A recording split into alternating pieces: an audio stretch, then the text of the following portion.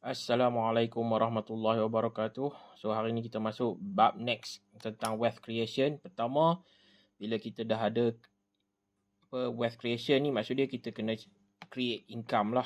So maknanya bila kita dah create income, kita kena manage income tu. So income dia hasil daripada kerja lah, salary ataupun kita buat perniagaan. So income ni mesti dalam tunai lah, cash, ataupun dalam RM ringgit. So ni income. So pertama bila kita ada income, kita mesti protect income ni. Income ni protect sebab apa?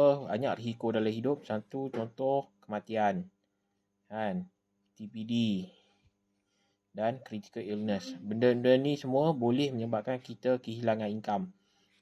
Income ni. Okay.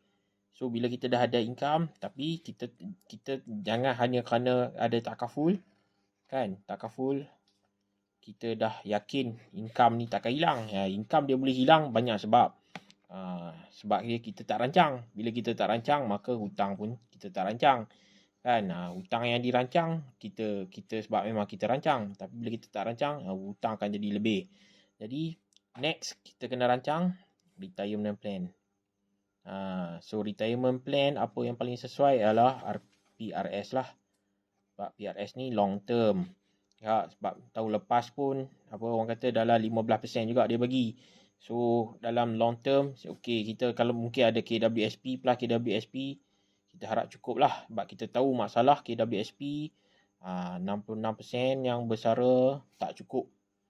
Sebab yang 30% dah meninggal, 66% tak cukup atau bekerja semula.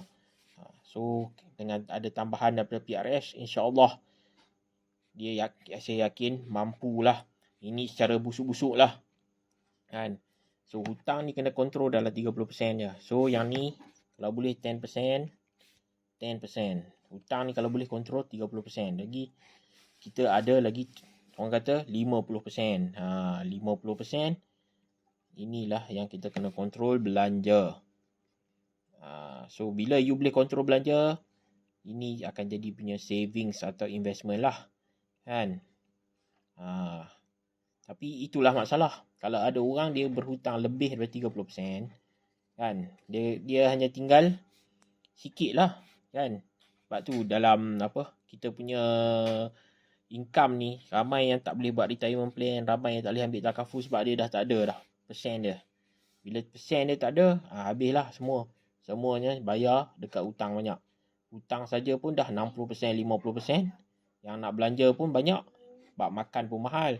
So kita kena faham savings. Savings sebenarnya kita buat investment. Daripada investment tu, keuntungan tu kita buat savings, kan. Sebab apa? Kita nak lawan inflasi. Salah satu daripada masalah income kita makin kurang ialah inflasi. So inflasi untuk disebabkan pandemik ni 4.7%. So dekat-dekat 5%. So kalau kita ambil buah dalam ASB yang bagi 4.5%, kita dah kalah. So kita kena cari yang lebih tinggi daripada ASB. Contohnya kita masuk dalam sukuk yang boleh bagi 7 hingga 8%, kan. Atau kita masuk dalam private placement RPS, kan, yang boleh bagi mungkin dalam 12 hingga 18%. Atau kita masuk dalam private mandate. Seketul dalam setahun dia boleh generate lebih daripada 100%. Ada daripada yang dia Dr. Nazrihan kata 30% lah, kan, kalau kata paling kecil pun. Tapi lebih sebenarnya kalau ikut tahun lepas punya result, kan. So ini adalah bahagian-bahagian dia. Yang lain saya tak galakkan sebab kita kena cari sendiri. Contohnya forex ni haram. Saya tak galakkan lah buat benda haram. Kedua, mungkin orang masuk BSKL lah. Ini you kena belajar lah, cari ilmu. DDNK pun ada buat kelas, kan. So better kita bagi kat orang lah manage, kan. Kita bagi dekat fund manager lah, senang untuk manage. So kita tak perlu fikir. Kita perlu fikir macam mana nak pastikan kerja. So jadi bila kita punya income banyak, saving banyak, so kalau ada masalah apa-apa berlaku, kan, yang perlukan duit, kita dah ada semua. So kita tak dibebani hutang. Hutang ni masalah.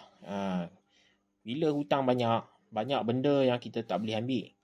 yang tak boleh buat. Benda ni semua perlukan long term. Orang sebenarnya tak perasan sebab dia tak fikir Dia tak fikir, dia fikir kalau kata umur dia 30 nak apa?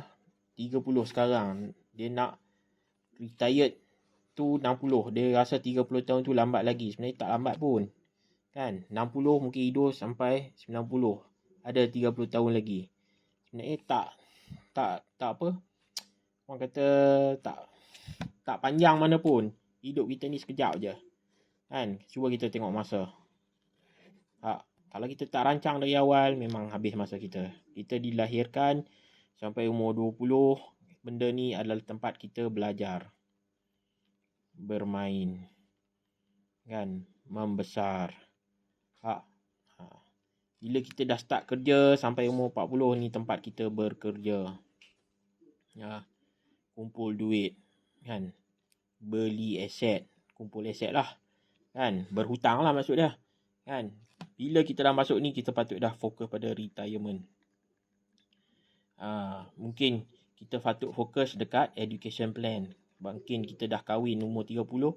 Kan? Bila masuk 60 ni, sama je dengan orang yang baru lahir, dia tak ada income. Mungkin dia tinggal KWSP. Kalau dia tak ada PRS, kalau dia ada tabung haji, insya-Allah benda ni boleh tolong. So kalau tak ada apa-apa, nak pergi haji, guna duit sini juga. Kan? Nak pergi buat kenduri anak kahwin, sini juga. Kan? So dia kena belajar. Benda-benda ni kita tak boleh neglect. So kita kena ada ilmu. So sebenarnya kalau kita tengok, kita tak banyak mana masa. 365 hari tu sama dengan 1 tahun. So kalau 10 tahun baru 3650 hari. Sama dengan 10 tahun. Kalau kata you kata daripada 30 sampai 40 sampai 50 60 baru kali 3 kali 10,950 hari saja. Sebelum you bersara. Kalau you simpan RM1 sehari, ini yang you ada. Cukup ke RM10,950? Kalau you simpan sehari RM1, you takkan dapat. So sikit-sikit lama-lama tak jadi bukit. Saya cakap betul, sikit-sikit lama-lama tak jadi bukit. Kita tersalah. Ramai yang sekarang dia main simpan sikit-sikit RM1, buat average, yang tu memang tak. Saya tak ni lah. At least koman-koman pun RM150 sebulan. Maksud dia kalau you nak simpan hari-hari kena RM5 sehari. So tu kalau 15% adalah dekat 1 juta kan. Kalau 10% dia turunlah sikit, 700k. So you kena faham. So kalau kata lagi tinggi lagi bagus, you boleh simpan. Sebab masa tu you dah pencen, you tak boleh kerja. Kan? Kat mana lagi you dapat selain ni? Kalau kata you tak buat, ramai orang yang bila dia dah bersara, dia dah kecewa. Sebab tu kat sini kita kena jaga income. Income ni boleh saya katalah mati muda TPD. Kita kena ambil takaful. Tapi takaful apa yang sesuai, kita kena belajar. Kan? Kita kena belajar. Jangan kita kata takaful ni semua sama. Ejen takaful semua sama. Syarikat takaful semua sama. Tak, kita kena belajar. So sebab tu kita kena ada strategi. Kita kena tanya. Kan? Kita jangan assume. Orang assume ni dia suka menyangka. Dia sangka benda ni sama macam ni. Jadi dia hanya tanya harga berapa. Harga berapa. Dia compare harga. Sebenarnya kat situ yang salah tu. Kan? Sama juga dengan retirement plan. Kan? Sebenarnya dia kena tengok keseluruhan. So dia punya income ni boleh hilang disebabkan selain daripada kematian, TPD, CI, selain daripada retired, income ni sentiasa hilang disebabkan inflasi. So you kena sentiasa invest. Inflasi adalah perkara yang penting untuk kita tolak. Kan? Jadi investment tu lah salah satunya kita punya orang kata tools untuk lawan inflasi. Dan last benda yang boleh menyebabkan kita hilang income adalah tax lah. Tax relief. So you kena tahu tax relief apa yang sesuai kan. Contoh macam PRS, sambil kita bina kita dapat RM3,000 setahun per year lah. Kan, tax relief. So kalau kata kita ambil takaful hayat kita ada RM3,000 setahun. Ni untuk swasta lah. Kalau kerja kerajaan dia boleh pergi RM7,000. Yang pencen lah, yang ada. Kalau kata medical card ataupun kita buat education plan, takaful lah. Takaful, kita boleh dapat lagi RM3,000 per year. So, total untuk pekerja swasta kita boleh dapat hingga RM9,000 lah. Tu tak masuk lagi orang kata peralatan, tak masuk lagi pakaian sukan kan, yang benda-benda yang boleh kita guna. So, benda-benda ni semua penting. So, orang yang berniaga lagi lah, dia perlukan tax relief. Dan banyak tax relief ni sebenarnya bukan untuk pekerja swasta. Sebenarnya lebih kepada business owner. Dia banyak pilihan lah. Tambah kalau kata sendirian berhad. Tapi kita ambil untuk orang yang makan gaji ni pasal income dia memang tetap. Orang yang berniaga ni income dia lebih tinggi, lebih rendah. Dia ada turun naik. Tapi orang yang makan gaji dia kena prepare awal. Sebab dia bila umur dia dah 60 dia tak ada dah. Dia dah tak ada dah. Orang bisnes lain. Lepas umur 60 dia still boleh kerja. Kan? Dia still ada bisnes 70, 80. Kan? Sampai mati pun dia still boleh buat bisnes. Kalau bisnes tu tak lingkup lah. Kan? Tapi orang yang makan kerja ni dia ada had. Sampai umur 60 dia wajib bersara. Tak kira lah government ke swasta ke. Kalau yang ada pencen dia akan dapat separuh. So you boleh lah simpan. Selain daripada tolak gaji, mesti nak tolak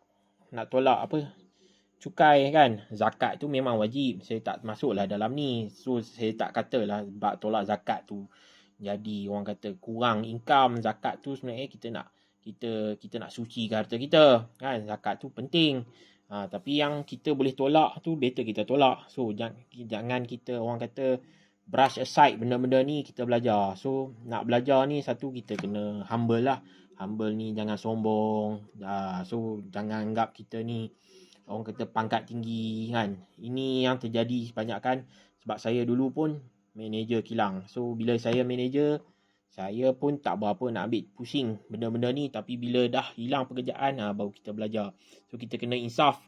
Benda-benda ni Allah boleh tarik bila-bila masa. Kan? Bila-bila masa Allah boleh tarik income kita. Bila-bila masa, bila income hilang, bila-bila masa rumah kita, kereta kita, hutang kita, semua bank boleh tarik. So jangan jadi macam tu. Sentiasa ingat pada Allah. Kan? Sentiasa bersyukur. Lepas tu rancang lah. Kan? So siapa-siapa yang rasa nak merancang. So income dia supaya kita boleh orang kata kurangkan hutang. Hutang pun kita kena kurangkan. Sebab dia boleh menyebabkan kita bankrupt. Kalau bankrupt ni, income pun tak boleh masuk bank, kena masuk akaun orang lain. Kan? Harta pun tak boleh ada atas nama kita tak boleh buat pinjaman. So hutang ni kita kena kontrol. So kalau boleh matlamat kita biar ada satu matlamat. So kita punya goals lah, kita panggil goals. Kita set. Satu, kita nak rumah dan kereta tanpa hutang. So boleh ke? Mestilah boleh kan. Tapi terpulang lah kan. Rumah dan kereta ni sebenarnya kalau bayar sampai habis pun habis juga hutang. Tapi yang ruginya masa kita. Sebab kalau kita boleh settle 5 hingga 10 tahun, itu Alhamdulillah.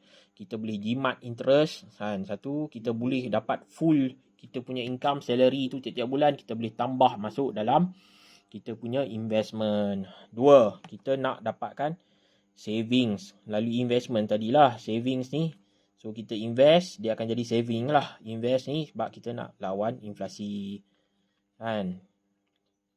So banyak lah.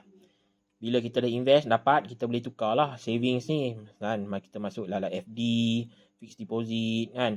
Kita masuk dalam, kita tukar jadi emas. So benda-benda ni savings lah. Sebab ni saving ni penting juga untuk emergency kan. Investment ni sebab kita nak lawan inflasi, dan dia punya keuntungan kita reinvest separuh lagi kita tukar jadi savings kan. Nombor 3, kita nak takaful protection lah kan.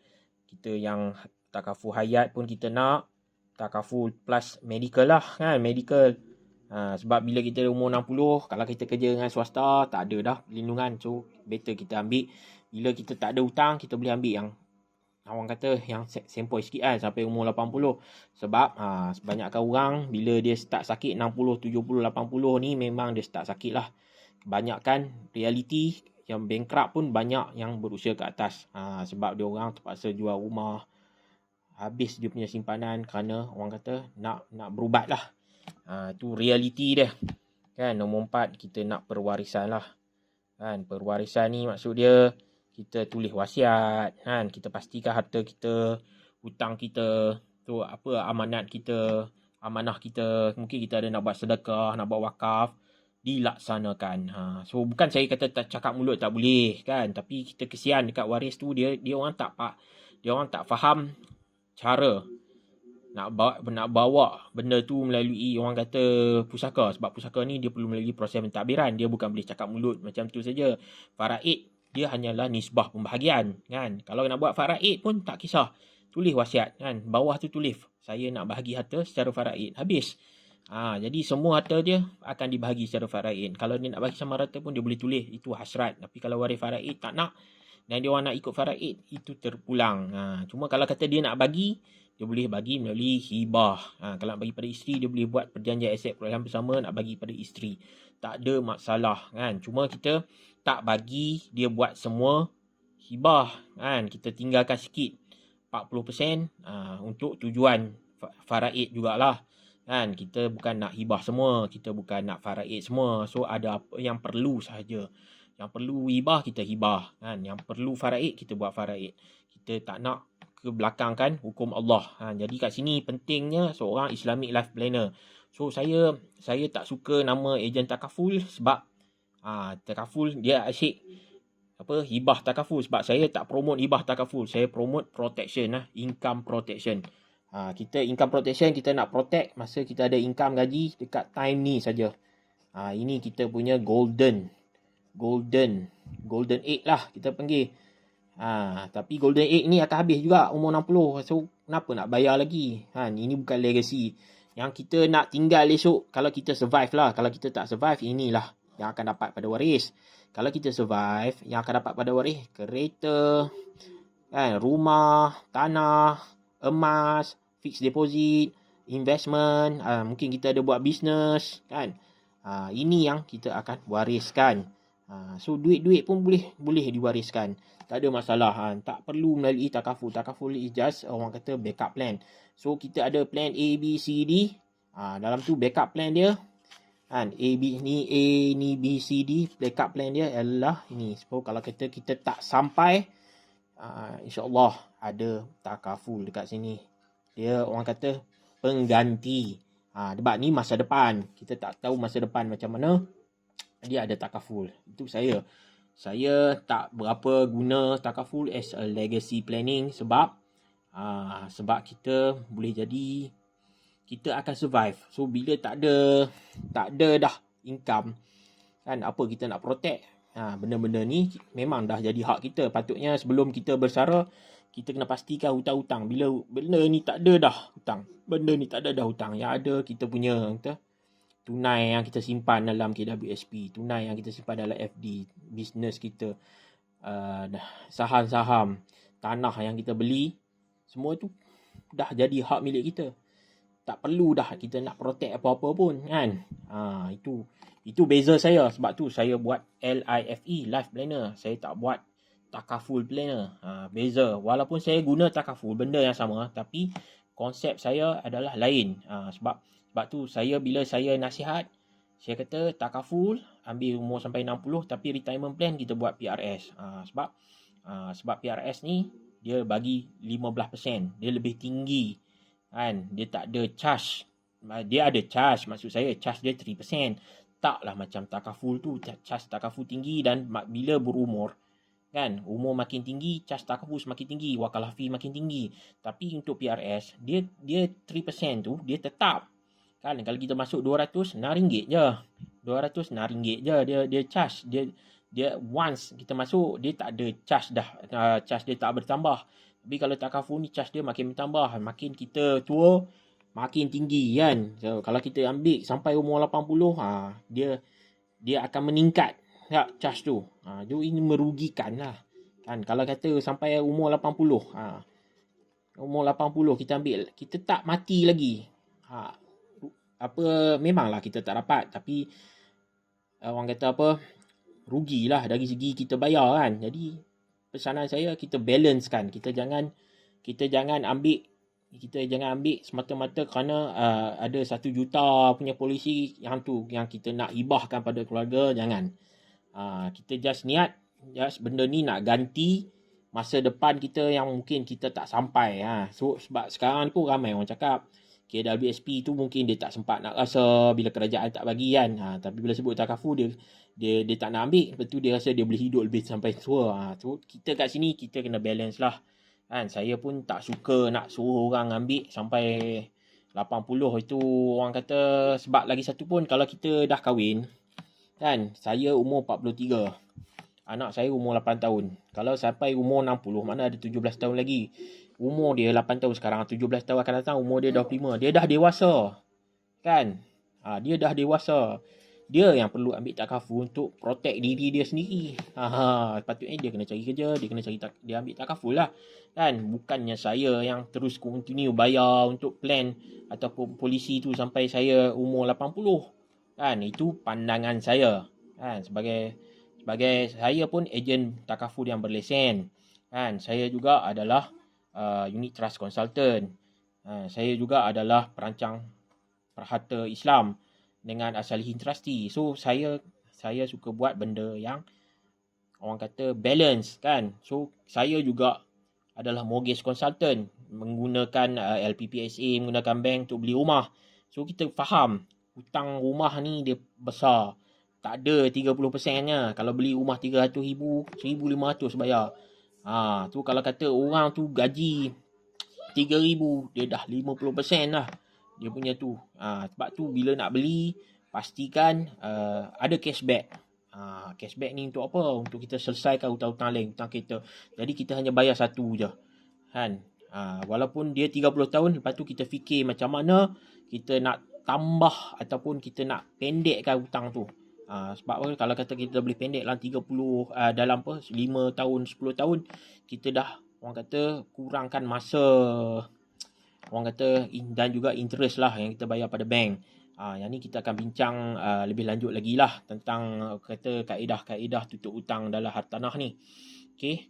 Tapi yang penting income ni kita kena jaga dia. Pastikan kita ada perlindungan takaful. Pastikan kita buat retirement plan melalui PRS.